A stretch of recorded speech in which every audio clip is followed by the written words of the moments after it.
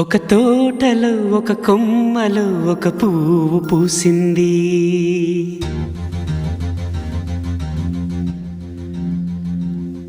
మహారాణిలా మహాలక్ష్మిలా ఆ పువ్వు నవ్వింది.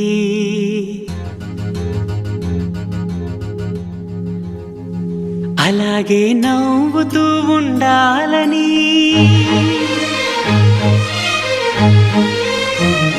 అలాగే నవ్వుతూ ఉండాలని నింగి నేల వాగు వంక చెట్టు చేమ గువగూడు ఆశీర్వదించాయి.